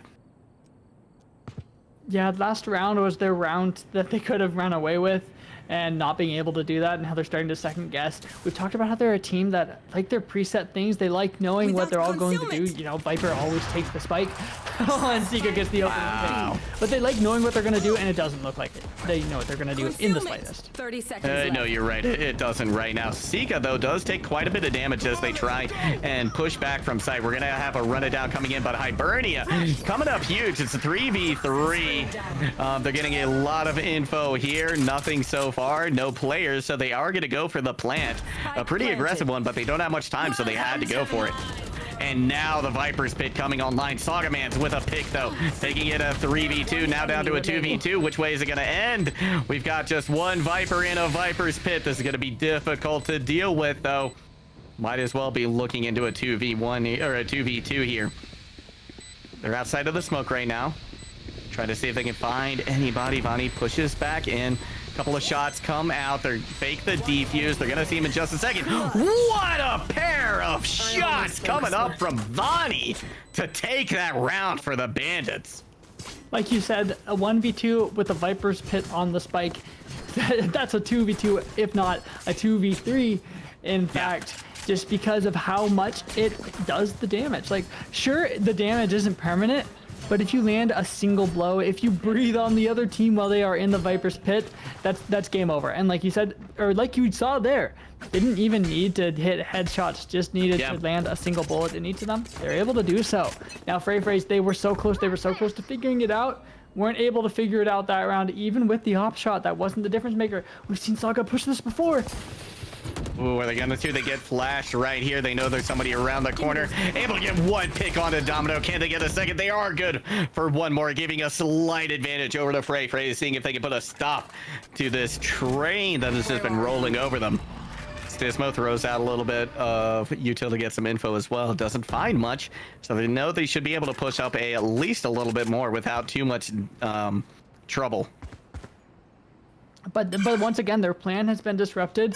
These are those question mark rounds that we've seen in the past. Last round, sure, they were able to make it happen, but it was only with the heroics of the Viper's Pit in the end. We're gonna have the Nightmare come out as well. Quants are gonna throw out a couple of mollies to see if they can slow them down. Slow down this push. They're able to do just that, but Bonnie is able to get onto site. They take a little bit of damage. They get a little bit stunned, but they're still gonna get the spike down while the rest of the members of their team keep cover on them. That's gonna be a beautiful shot from Sika, evening things out 2-2 right now. Gonna be a peek coming out from Sika. Hibernia is gonna be good for one, and now Bandits, they're looking to tie this. They've just got one more pick they need to get, and there it is. This is a tie game coming up from a 9-3 rule rather than a curse. Yeah, the 9-3 rule ringing true once again. I said a 6-6 is a 50-50 on who's going to take the game. So is a 3-9 or a 9-3. As you can see now, 11-11. It truly is a 50-50. And look at how the economy buys are coming through. Either team can buy whatever they want. This is the most true from 9-3 to 50-50 that could possibly have rung true. We're going to see Sika continue to use that op, continue to anchor on that B site. They've had some success there, but they've also had some losses there. Saga going for some early aggression once again. Let's see if it's going to pay off. They find a couple of heads. They get in a little bit of damage, but not a whole lot. Just some onto the Phoenix. It's going to be Domino peeking once again. Saga's going to be good for that shot this time around. Sika also holding things down with the operator once again. And this, I think, has been a game changer right here for FFT. They've won at least one round off of having it. Vani going to be good for another to even things out. It's going to be Donut Keeper trying to push up through spawn, but gets caught out because it looks like they're considering rotating now over to A, but at least that gives some information, and Breach is now covering that spot. Yeah, it was good aggression, but they just weren't in good places to take those duels. A little bit too exposed on the way that they took those angles, and now they're down into a man disadvantage after getting the opening pick. That's so painful and so difficult to deal with. Now they're rotating away from the op, just looking to find a timing. Oh my gosh, Stismo and Saga just dancing around each other in that corner right there. Not gonna pick anybody out, not gonna go through. Breach is playing very aggressively right here. So Zaya looking to maybe just get a couple of picks on the way in. They find one. That's gonna be a blind to slow them down considerably. It's gonna allow time for members of his team to start to rotate. We're seeing the stars coming out now, the Cosmic Divide as well for from Astra. So Zaya trying to keep them from pushing on the site once again. They've only got 10 seconds left. This could be FFT coming away with a win, if not because of, the plan will come in time. No, it doesn't. They've just got a couple of seconds. They've got to get the kill here. Otherwise, Bandits are going to take the L this round, and they do. Oh my gosh. Zika just playing keep away for the win. Match point. Oh man, it's so tough to watch. Just trying to play the time, and the good on them for if they deserve that win, for recognizing just need to play time, just need to run for it. Yeah. And it just barely works out. Now, yeah, I mean, Zaya. What? Oh, Zaya was instrumental in that. Zaya delayed them from pushing on the site so many times with that breach. Preventing it from being a 3v1 to a 3v2 at the very least, and being able to be traded out after they've done some damage. Beautiful, good work, diligent, and I liked it. Even when they lost the first aggression, they did a follow-up aggression to make it sure that it still ended up working out. And more aggression from Saga, not able to do it again. Wow. It's a 50-50 on whether Saga can make those connect. Yeah, it really is at this point, right? At least when they're playing on the defensive side and when the Bandits are on the offense. Zosea looking to clear away just a little bit. Doesn't find anybody. Now dropping back towards A main, which is where this push is starting to come through. Going to be met though with Donut Keeper, who has taken out Bandits now with a very serious lead, a very real possibility to make this something. We're going to see the Rolling Thunder come out. Everybody tries to back away from it. They get behind cover, but not out of the line of sight of that ultimate, and that's just going to force a very quick rotation over onto B side. But it appears that Freyfrey's may be wise to it. We're going to see a little bit of action coming up here on site potentially soon as Russ finds Sika taking the op out of commission as well. This is a big boon now for Bandits. This round, by all rights, should be theirs. Last player standing. Going to be Domino taking out Quanser once again. It's just Zosea seeing if they can hold things down. But there's going to be very little they can do. They've already used the ultimate. Here comes another Prowler. What a spray from Zosea to make that kill work.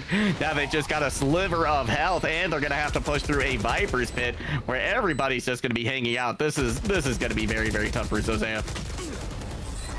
Yeah, not able to do it. A little bit too tough. And bringing us to overtime. Yeah, baby. We made it. A little bit of, well, a little bit of overheat perhaps on the side of Freyface.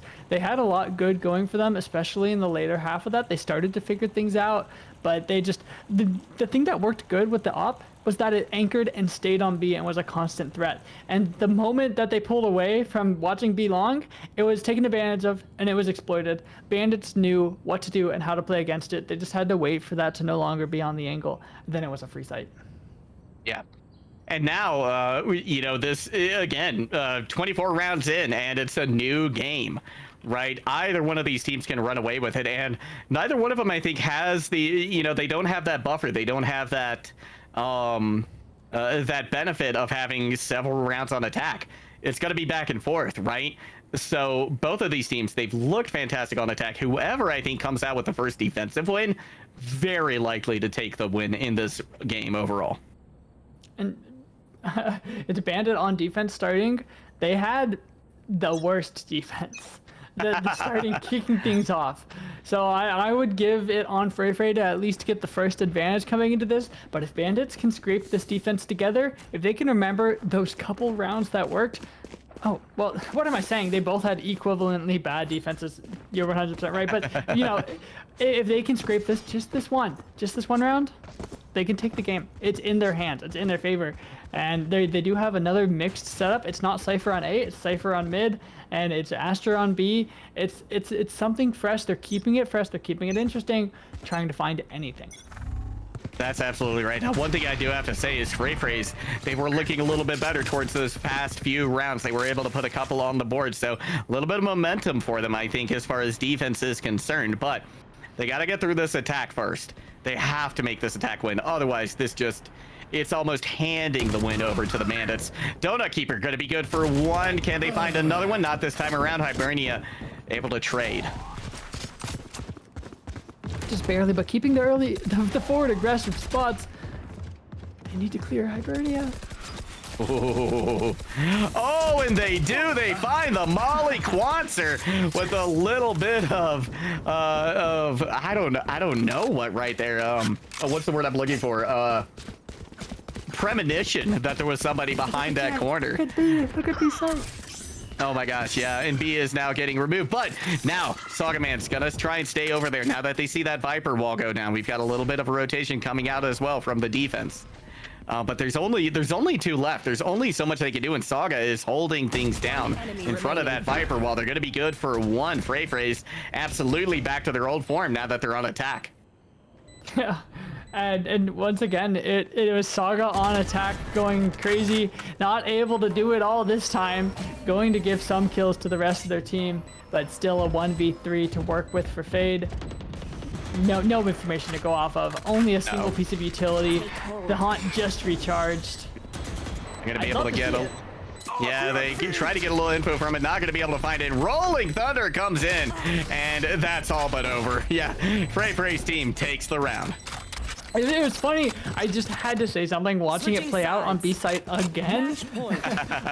We've seen Saga creep down B site and just catch Russ off guard a couple times. And that time Russ was looking left, looking behind them, looking forward. They were aware that this was a very real possibility, and it still ended up happening. Yeah. So yeah. It's the top versus the bottom frag from each team, so it's painful for us. But Saga still turning up where they needed them the most. Have the advantage on this, but they're both offensive teams, so anything can happen, Juggle God. That it can, and I think we're gonna see I mean, look at how aggro Saga's playing once again with Zozea this time as well. They want to make sure that nobody gets even an inkling of this B site, and because of that, we're seeing the spike rotating over towards A. A little bit of a bait play, but Saga's waiting, just waiting for the Cypher to peek slightly too far.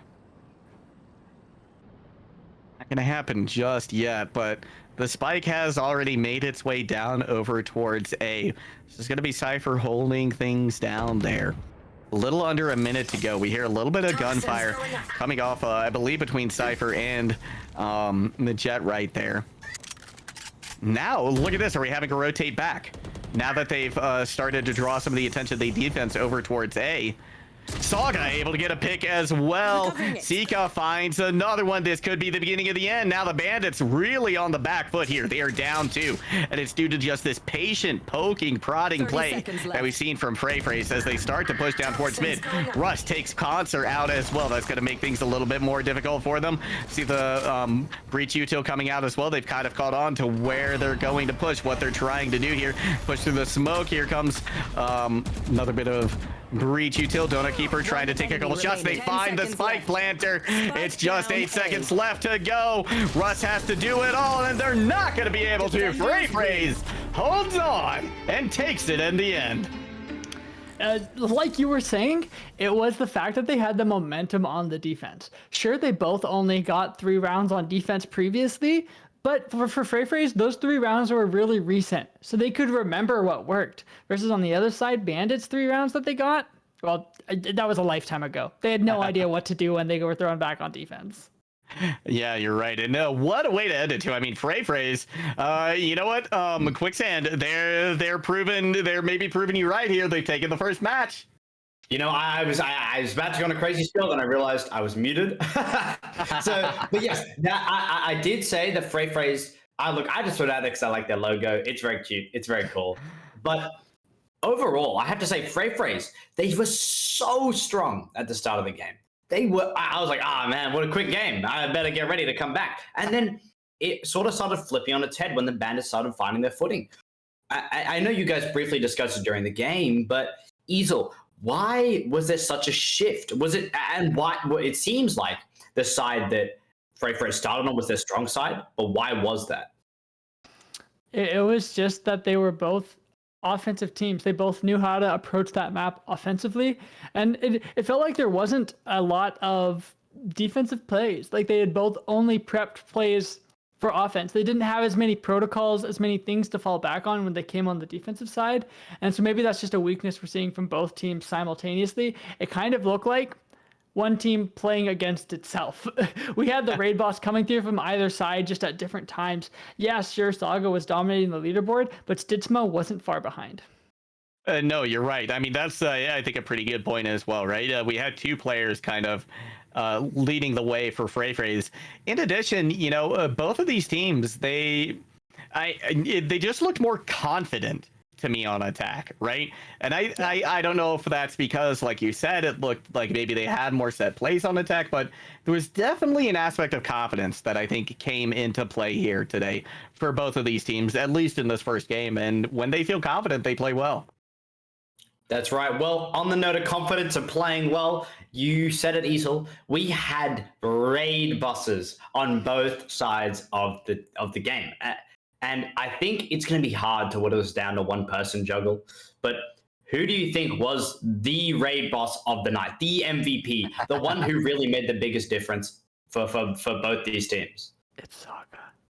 It's gotta be Saga. It's gotta be Saga. But I also want to sing the praises of Zozea as well. Zozea really impressed me too, and I don't think that this win would have happened without some of their just big brain plays that they had. So Saga definitely the raid boss here, but Zozea, I see you too, and Zika. Like you see, there were a lot of little adaptations I think that were made by FFT that really gave them the edge at the end of the day, at least with this first map.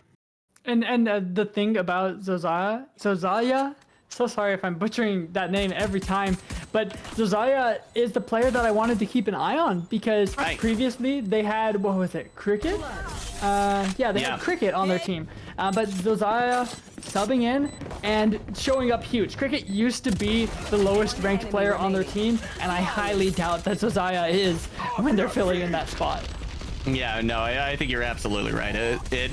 It appears to be an upgrade here. Would love to see Cricket, make a name for themselves, really pop off when they come back. But having Zozea in here is just huge. I mean, look, there's been some crazy plays. We're taking a look at some of the replays now, Easel, and you remember these better than I do. Take a look at this. Yeah, this was just disgusting from Saga. You think you can count them out in a 1v3, a 1v4, I think it was? But they just play this, they isolate the duels. That dash gets me every time. Yeah, that dash. And there it is, the headshot. So clean. Damn! That's a crazy ace, man. That's a crazy ace. Well, at least from the side of the Bandits, because guess what, guys? It is a best of 3. That means the games are not over yet, and there's still so much potential here for Bandits to find their footing. I mean, look how close they were that game. On the side of Bandits, who stood out the most, and who has the most potential? 10 seconds left. It was actually a dual top frag on the side of Bandits. Both Stitzmo and Hibernia, both contributing a lot, but Stitzmo had a lot more moments where I'd be like, oh, Stitzmo. So cool, so good, really saving the round. Versus I think Hibernia was definitely like sort of a slow burner, getting like the kills that are necessary but don't feel as game changing. So I mean, they both got 27 kills. It doesn't matter how it happened. But on the Cypher, I guess you are kind of forced to play that way. Cool. Well, we've had our first round, we've had our first sniff, our first taste with FFT taking that game, meaning next one is going to be their match point. If they take it away, they will find themselves in contention for a top 4 spot and a spot in playoffs. If you lose this game, you are 100% out of the running. So everything is on the line here. Make sure you are 100% out of the running. I can't. You're rubbing your chin. You have to have at least 3-3 to have the opportunity to get the top 4 here. So with that said, we will jump to a quick break, give our casters time to rest their voices, get some water. So we'll see you guys in just a moment. Don't go anywhere. Stay tuned and be with you soon. See ya.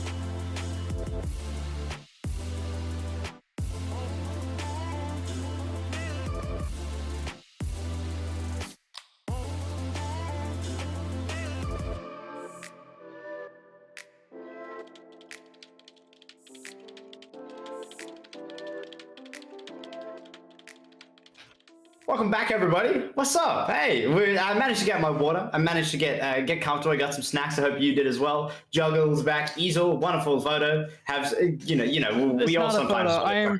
I'm standing incredibly still. Your ventriloquism I'm impressed. skills amaze me. I'm impressed. Yeah. Okay, so wait, what did you just have there, Juggle God? Was that a cup of tea? Yeah, it's a cup of tea. Made myself a cup of Oh tea. my God.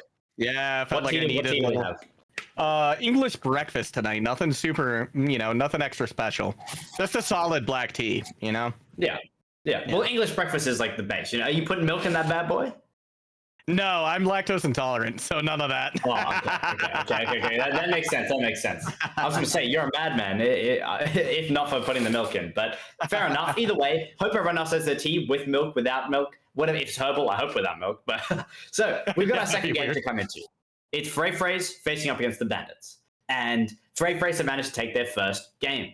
It was very close. And Frey managed to capture 2 rounds in a row right into overtime, while Bandits did manage to get close enough to pull them into overtime, but didn't exactly get the chance to finish it off. Both teams feeling very offensive-centered, meaning they won most of their rounds in their attacking halves.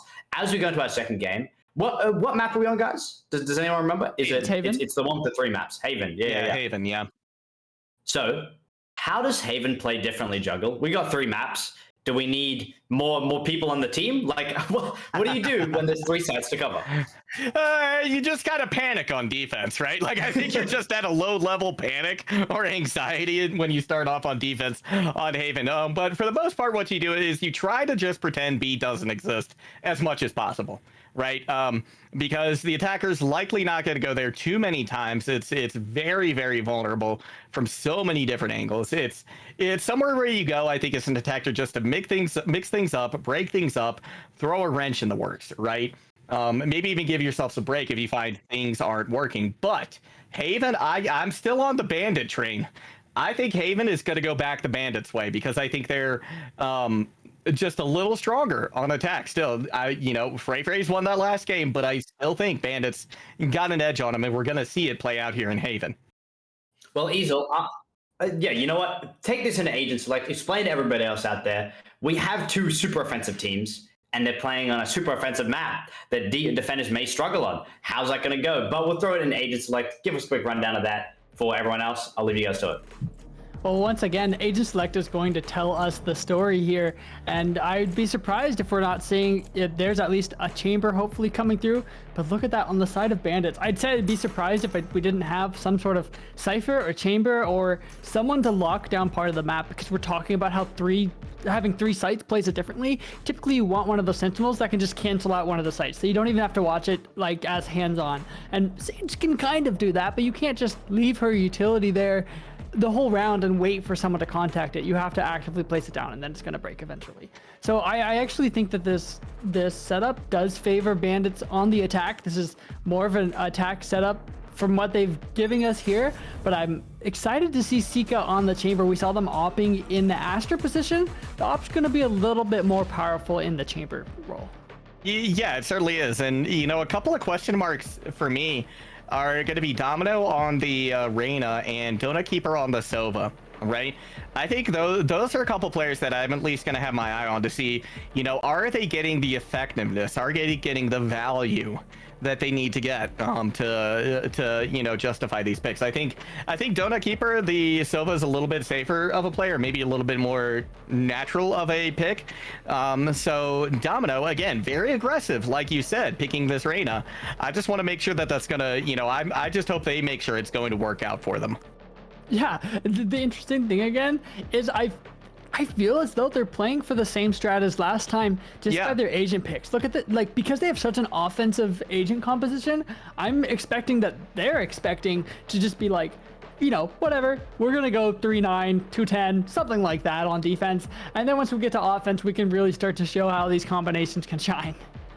Yeah, I think you're right as well. This is more of the same, I think, is what we're in tune for here. Very low scoring defensive halves, very high scoring attack halves. But if we don't see that, then whoever comes away with a stronger defense again, that's going to be the one who takes this game. Because we know how attack's going to go. They could surprise us. What I want to see here from the side of Bandits is them playing their defense offensively. I want to see those pushes. I want to see those flanks. This is a big map, and you can get a lot of map control just by poking and prodding. So if they can do that and use their offensive skill to their capabilities, you know, and treat it like they're falling back on all those different offensive protocols. We talked about not seeing a lot of defensive protocols. Well, just use your offensive ones. It's a concept at the very least. I have it here on paper. I want to see it translated into game and give us a little bit of a different look because, well, just playing passively the way that they did on the previous map obviously didn't work at all. No, it really didn't. They have to pull out something new here, and you know we are. This is week 5 into the season here, so they don't have a lot more time to adapt, right? Like this adaptation has to come in now. So I'm sure they've been playing with different things on defense, but it needs to solidify here and now. As we're getting a push, at least from Saga up C side. Nobody taking the bait from the orb though. Vani just content to hold back and wait, bide their time. They get a couple of stars out, a little bit of control over this site now. The Saga has dropped back onto it. We hear gonna be a guiding light coming out. That's gonna be Vani trying to get the pick there, but Saga just quicker on the trigger, and Frey's team just taking over this site in short order. Yeah, they had the trap play all set up, but weren't able to make the shots connect in such a pivotal moment. Now down a little bit HP, forced to take that heal out for the Reyna, who should just be able to heal herself ideally. Both going to be pushing through garage, trying to retake the space. We're gonna see Domino coming in, but that was just like shooting ducks in a barrel. Everybody turned the corner and fired. We're seeing the pains that are going to be coming the way of Bandits with this kind of composition. The only thing that they have to stop these pushes spontaneously is an Astra smoke or like an Astra pull, or Sage just happening to be at the right place at the right time. That's just how it is. And we have a player DC right now. But the other thing I want to point out as we're waiting to hop back into the action is how Hibernia is on the Jet this time. Hibernia playing on the Sova the previous round and fragging out. This time they're on the Jet. I'd expect to see that times 1.5 at the very least. What's curious, do you remember who Domino was playing in the last game? Offhand? No. Because it's not, it's not coming to mind either, but it wasn't a duelist, as far as I'm remembering either. So seeing Domino on the duelist as well is kind of interesting to me. So actually seeing Domino go from Phoenix to Reyna, both of those are very self-sustaining characters that play off on their own. It makes sense. It does make sense. They play to the same playing style, so it's not surprising, but it is surprising for knowing that they're starting on defense, not to try and put themselves in an advantage. Yeah, they seem to be throwing all their eggs in one basket once again, and that basket is definitely attack. They're debating coming out with a couple of shorties here, likely just looking to trade out, I think, on this round, as the advantage clearly going to be in favor of FFT. And these shorties going to be playing in the ratty positions. We can see Jet in garage with the shorty. That'll be fun to see. And then Astra actually going to play a little bit of a corner on C, presumably to try and make that thing connect where it really shouldn't be. Yeah, exactly. Looks like we've got all the players back in the lobby, so we are starting the timer once again. And a very interesting mixed buy actually coming out from Frey's. This isn't entirely what I would have expected either, but okay, there we go. A Bulldog maybe coming out here for Donut Keeper. Yeah, they're not investing too heavily into this because I think they're feeling last game when there was a crazy force from the side of Bandits that just sort of threw off the momentum. Sika holding down that long sideline on A. Stismo thinking about peeking it. Gonna take a quick peek, and oh my gosh, goes all the way over to the other side. Sika, in the meantime, does take down Russ. Stismo backs off considerably, thinking about throwing a guiding light out, but decides against it. Just gonna position themselves behind that box on A, but the rotation is coming through, and in the meantime, Saga has picked up one more.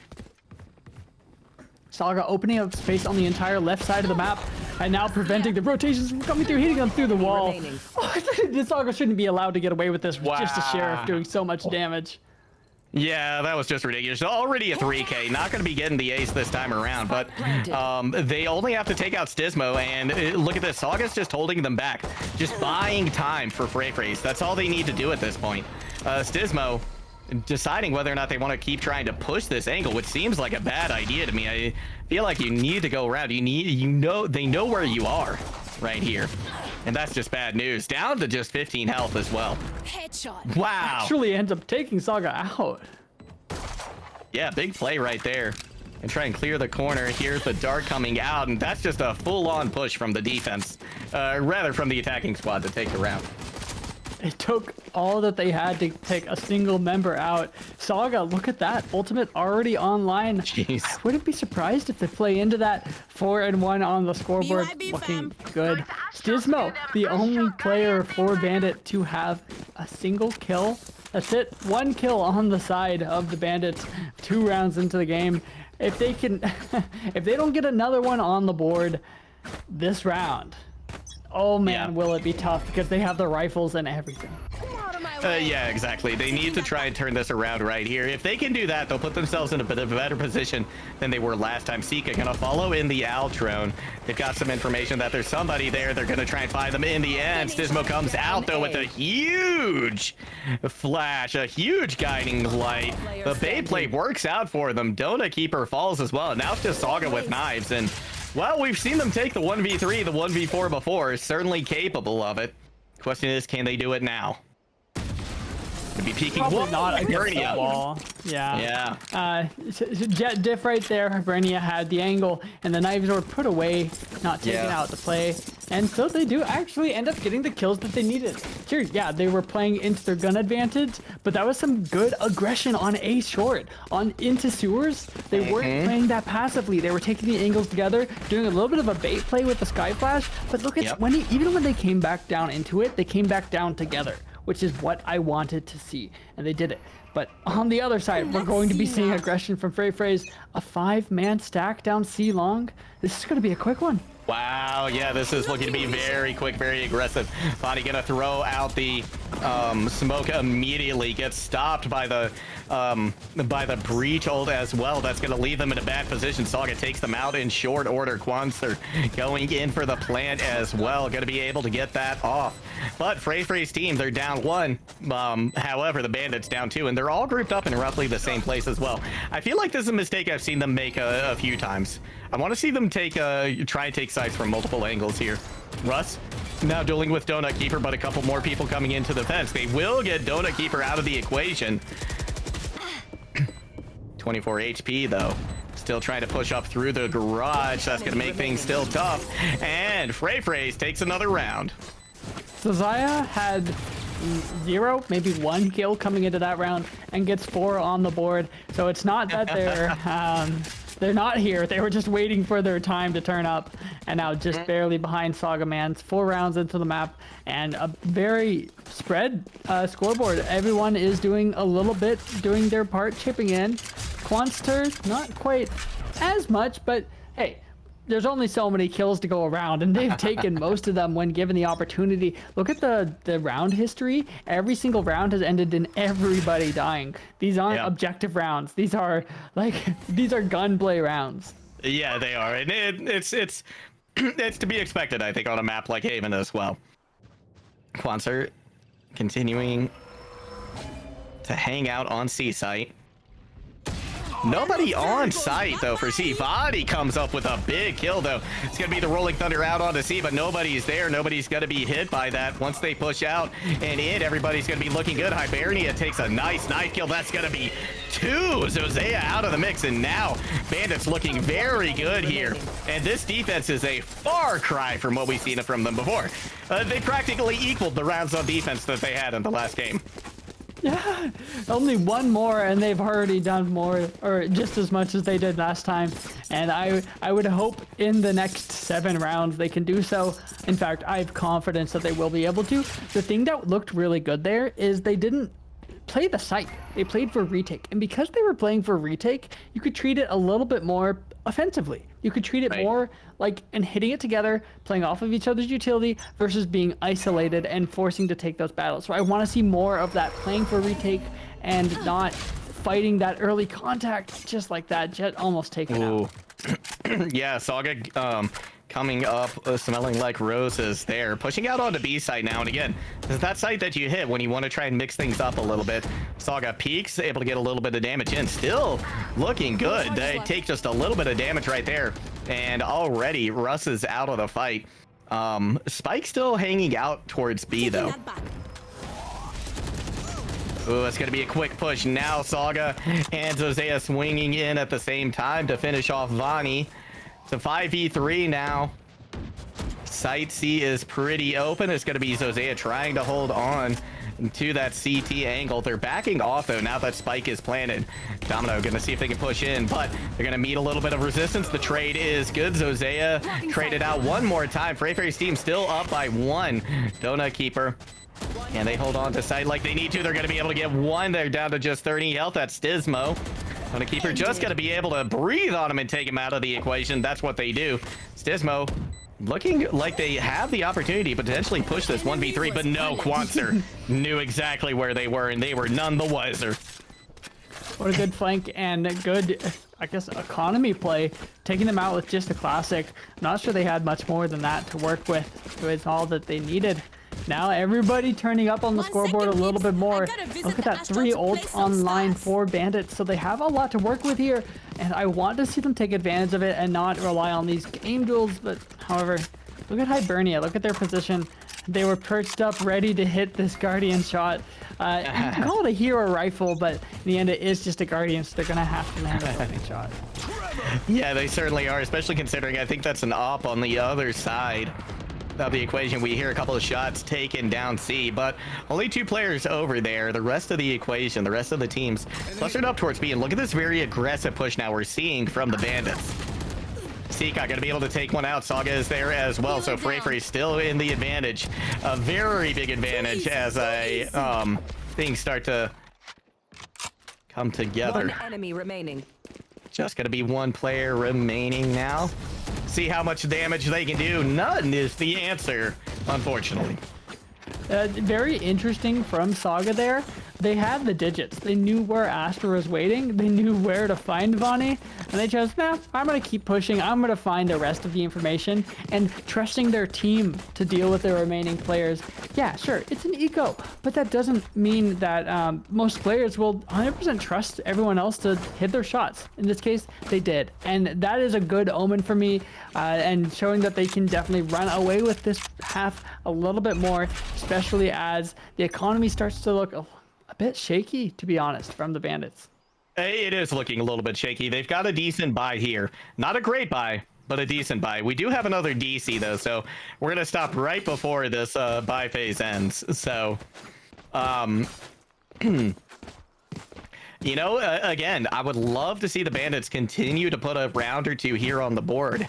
And given that they've already done such a tremendous amount already, things are looking good.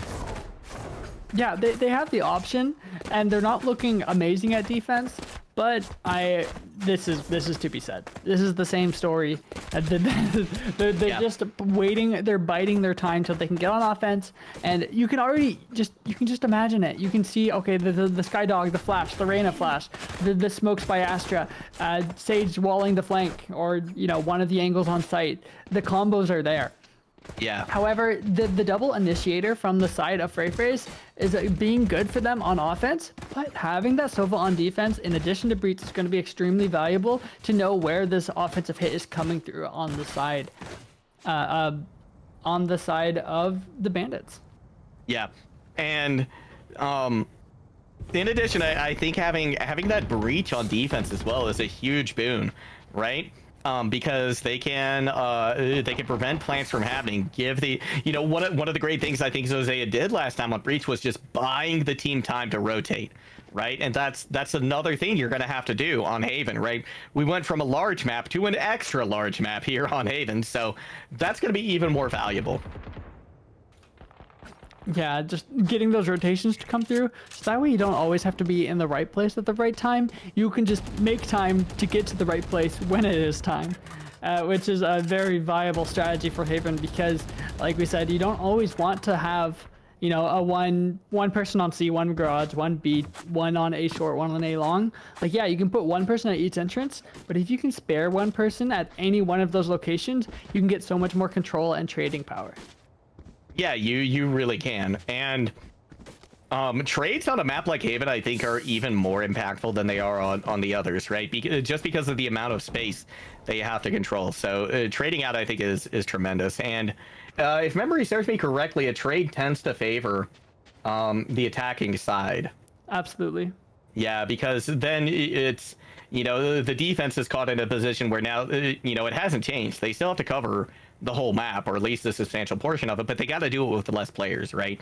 You take out an attacker, it doesn't really change as much because you can still use your numbers advantage on any particular site to give yourself a local advantage.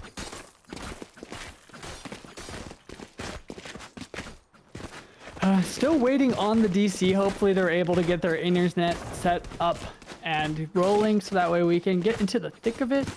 We have a lot of ults on the board. I pointed this out last round. It looks like they've been letting them stack up while they're building their economy at the same time. 4 ults. The only thing they're missing is jet knives. So I would pray. I would put a lot of faith in them to at least be able to convert.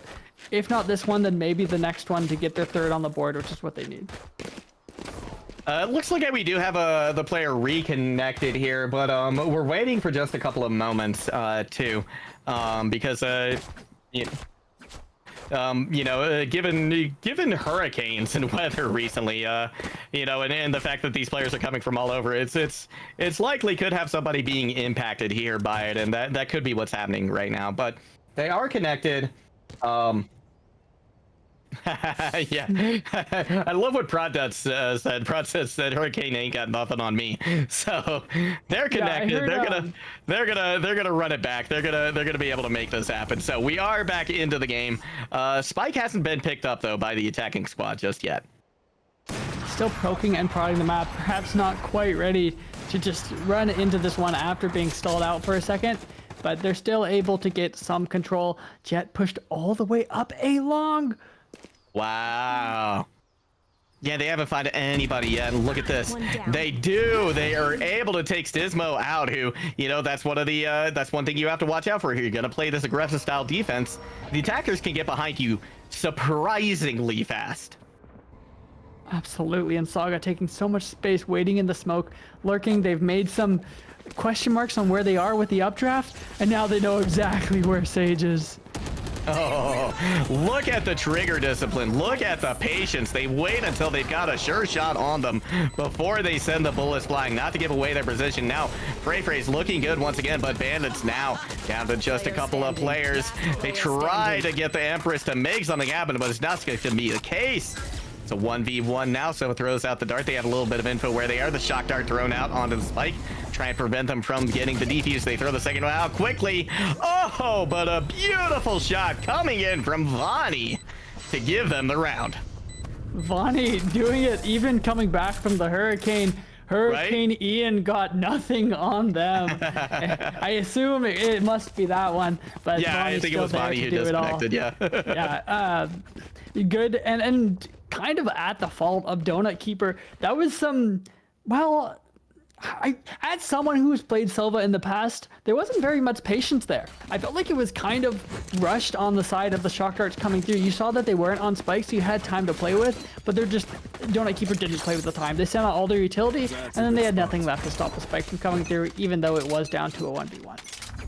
But now, Frey's team has all 5 ultimates online. They're going to go ahead and pop the Tour de Force as well, give them a little bit more pushing power down C long, but the Astra smokes are stopping them from doing just that. Here comes the rolling thunder, though. That's going to help clear sight substantially. Nobody left on it. Looks like they were able to get out of dodge fast, so the spike will go down.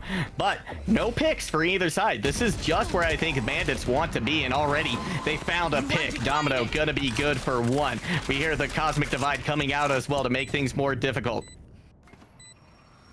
That's allowing Bandits to group up though, and now they can do their executes that they love. Yep. We're going to get the Seekers coming out as well, but they're all taken out in short order. Zosea sprays and prays and gets one before they're taken down, but that just leaves a 3v3, make it a 3v2. Now it's just going to be one player standing. How much can Hibernia do? They're trying to play ring around the rosy here, see if they get a pick, but it's going to be Donut Keeper in the end for FFT. Donut Keeper perhaps a little mad that they messed up that last clutch and doing enough this round to make up for it for sure. And keeping them in this game, not letting it run too far away. They just need 3 more rounds on the board to get their same 9-3 half they have last time. And honestly, I think that they should let one go the way of Bandits to prevent the rule from coming into place. Right. Well, I mean, they did win in the end, though, last game. They did win in the end. It definitely made it difficult, but they were able to pull that out. Yeah, but right now, the Bandits are looking better than they did last game. I feel like I can confidently say that. Sika gonna try and hold down C long once again. See if anybody's peeking, but nobody's showing themselves just yet, because frankly, there's nobody there. They have all abandoned C site right now, so it is completely open. Push coming in through garage. Now it's going to be Hibernia, meaning some of them, they can hear them pushing out onto site. They're going to be able to come up behind them, able to get in 1 or 2 shots. It's enough to take Quanser out of the equation, but the recon bolt did give away their position. So Zaya going for the plant, but it's being covered beautifully by Sika as well, allowing them to get that in. They are going to be stunned, though, by the Trailblazer. Zosea going for the plant once again. 4v4 right here, so not too terrible for the Bandits, but oh, Hibernia taken out. Donut Keeper was there. Sika's still anchoring down that angle. They've had so much utility thrown their way, but they're just waiting. The anti-flash angle from Sage, good, but Donut Keeper better. Getting the 4K going for the ace now. Saga denying it.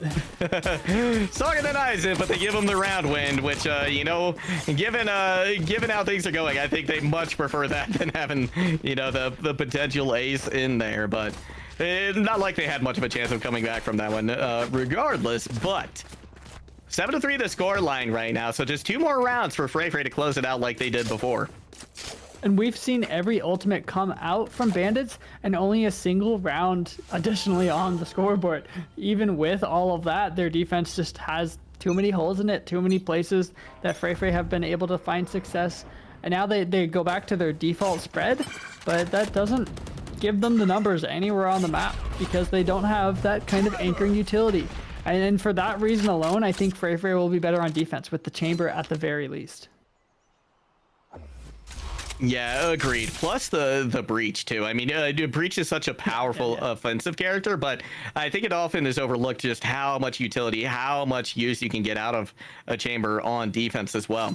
It's going to be Aster throwing out the smoke, pulling it back actually. So now that's going to give an opportunity for the Bandits to push out onto site, or FFT rather. It's going to be Saga taking down one to give them an opportunity to plant. The spike will go down.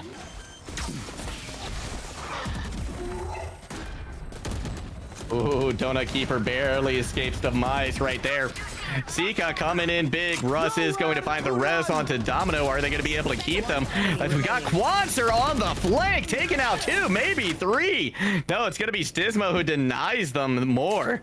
But Stismo, now the last player standing for the Bandits and only 5 HP. Anybody even looks their direction, they're toast.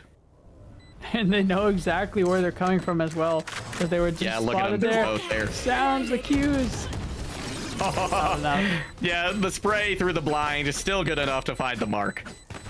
And putting them up now to 8-3, 1 point away from the exact same scoreline we saw last game. And like you pointed out, although the curse was activated, although the rule did happen, 9-3 was enough for them in the end. Once they got to overtime, they had the mental fortitude. They've shown it in the past, so not the end of the world. Not going to say it's going Bandits just because we're seeing such a familiar friend on the scoreline.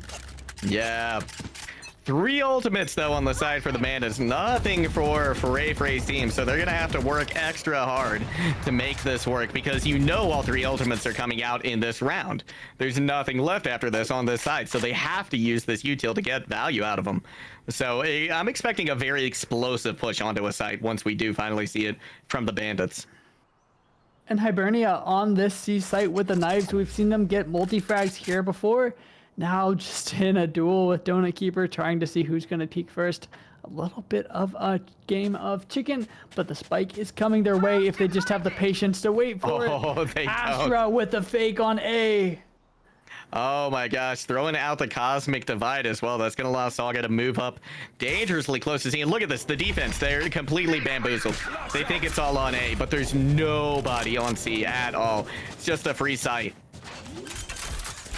They realized that pretty quickly. You can see they're getting ready to use more utility, and they were like, wait, what are we doing? We don't need to do that. They fell for it. They did. They fell hook, line, and sinker. Vonnie now trying to make up for this, throwing out a lot of stars to give themselves as much side control as they can. Vonnie is able to find Donut Keeper. Hibernia throws in a lot of knives, doesn't get anything completely like they wanted to. Vonnie going for the defuse fake, not going to get anything at the moment. Sika thrown in as well, a couple of shots. Here comes the Rolling Thunder, and it's skewing beautifully. Zozea and Quanser able to get lots of kills, and now Bandits just one player remaining, but Hibernia still able to get the shot, but they're not going to get the defuse. This round goes the way of Frey. And look at what we got. We got exactly what we expected. And so given Jungle God, this is what we expected coming into that half. It's kind of what? One, the teams look like. Two, their agent select was setting them up for. Given all of that, is this second half going to play out the same way it did in the other half, or what's different here? Or is it going to be that breach and chamber that we were talking about? I think it's I'm still on the Bandits copium here. I've still got my bambling chips over on the Bandit side, and here's why: this is a more attacker favored map, and right now, considering that, I would have been surprised to see Frey team take a 10-2 half, right? Because they didn't. I think this is actually, even though it's still a 9-3 showing, a better defensive showing than we saw, right? Not all 9-3s are equal. And when you're on Haven, I think it gives much more advantage to the attacking side. So I think it's going to be by a slim margin, but the Bandits are going to take it as Domino is able to get the first kill. Zozea looking for another. They find the trade. Now 4v4. Very quick push up C site. Spike looking to try to get planted. Zozea finds another one. Bandits now on their back foot. The plant will go down, but they're only 3. Yeah, they don't have the defensive agents, but their offensive agents are enough, or maybe just Astro looking to get the right clicks to come through. Unable to do so as the jet diff comes in on long, and Saga Mains cleans it up. That was their round to win, if any. They had a good setup, and it crumbled right in their hands. We're going to need to see some crazy strats coming through with this agent combo, or otherwise it just might fall flat at this point. And look at that, the buy coming through. We've seen success on the force buy in the past. I wouldn't be surprised to see it happen again, because these things are going to be right up in Frey's faces. Yeah, they certainly are, and because of this gun choice, I think I'm anticipating more of an A side hit here, right? They're gonna want to take closer angles. They're gonna take more tight corridors fights. So we're actually seeing a push coming out onto B potentially, even as Russ making their way quickly over there. We're gonna have Domino throwing in a blind as well to try and gain some space, but there was a smoke cloud in the way as well. Russ will get the plant down to spray through the smokes, not finding what it needed to, but trade will come in. 4v4 now. The fast aggression worked until Saga said, "You're done." Wow. No more. Bringing them to a 2v4 just like that. Vanny being spotted out and being spammed. Not looking great with the stinger. Whoa. And that was the force that they needed. Yeah. It's Saga. It's Saga. Saga shut that down before it could get out of hand. Yeah, Saga really did. And you know what I think the difference this time is? Frey knew they had to have an inkling, right, that this force buy was coming, and it did not play out the way that it needed to for the Bandits. So now they are in a very tough position. This is not at all the start that they had on Pearl on their attack, and they have to know it. They've got to be worried here. There's a sense in the air that the Bandits are on their tail, very nearly about to be run out of town. Frey, the new sheriffs with their specters, and here it goes. This could be the beginning of the end. as it's another force, but it's up against decent material. Saga! Saga once again. Saga comes in huge. I'm surprised that they pushed the issue right there. I feel like they should have backed out Bandits, but they didn't, and they paid for it. You don't mess with Saga, right? Saga will punish you if given the opportunity. Bandits now still pushing out towards A site, even though the defense, and curiously, the defense has kind of left it alone, just with Sova. But now we're getting the rotation over from Hibernia as well. And what's interesting is last round you took notice that the other team had a lot of Spectres, Stingers maybe, and these terrible, like, these guns that are difficult to use close range. And then they bought some, like, rifles, like Bulldogs and like, that kind of artillery, and then took a short. That's like shotgun SMG playground. Right, exactly. So Zaya gonna be able to take out the spy carrier. They try to throw out a little util, but a shot comes in. Domino goes down, falling just like they do. And now we are on game and match point here. The lives of Bandits are on the line here. Their hopes of staying in and having a chance to make it to playoffs ride on this round and every single round after this. Yeah, they need a flawless execution from here, and given the precedent set by this game so far, I don't see it as a possibility. Here, once again, another force, because they have no other option. Two Guardians, a Marshal. Oh man, it's gonna be tough, and they're going to need to really combo these teammates, but Saga not going to give them the chance. No, they are not. Sika finds another one. This is the Bandits unraveling here. They've got a minute and a half to try and make something happen. Saga pushing down once again, finds Vani. Just 2 players left now for the Bandits. This could be the bells tolling. This could be, like you said, the beginning of the end. It's just Russ holding on for dear life, but there's only so much they can do. They get 1 kill, but that's as far as it goes. And Frey stays alive. Their hopes, their chances of getting one of those coveted playoff spots can still happen. Wow, Frey's ran away with that. Yeah, they did. Whoa. They did not run away with it, Easel. Okay? They sprinted away with them, man. It was like the Demogorgon was chasing them, and they went as fast as they could. That was unbelievable. Wow. Let's start with what happened. Juggle. Why was that such a wipeout? Oh, Easel. Yeah, why was that such a wipeout? Well, it's the second we saw those agent compositions coming through, there were question marks in my mind. And I have to say, it felt like it felt like that was it. They didn't have the defensive agents to put them in a decent spot. So they gambled 100% on their offense. And you saw the second it got to offense, that their gamble didn't pay off and they didn't have any answers because they'd been waiting for that the whole game. Yeah, they didn't leave themselves, I feel like the Bandits, they don't leave themselves much room for error. And a lot of times they can bring it back. They work well under pressure, but this time the pressure just got to them. And I think Frey's really coalesced as a team. They came together in a pretty substantial way. Their defense really shone this time around. They did what they needed to do. Man, well, Frey's did more than what they needed to do. They absolutely locked down that game. And I asked this last game, was it the same? Did we also see our MVP carry over to this game? Who was the most standout player, Juggle? It was Saga again. Saga was just tremendous here, and I mean, we're starting off the replays with Saga, which is no surprise to me at all. They had the 4K again, almost another ace. They were just in control this whole time, and there was no answer from the Bandits. Their big fraggers just were not showing up the same way Saga was. Saga went 24-7 on the KD over a 3-1 ratio. Not just Saga, Zaya went 16-15, also over a 3-1. These players went out of their minds just cleaning up on this second map. Kind of disappointed that the other map went so closely, I believe, and they really dug their heels in on this offensive advantage. One thing I want to mention too is just the like the way that you said they were playing off of each other in their util, right?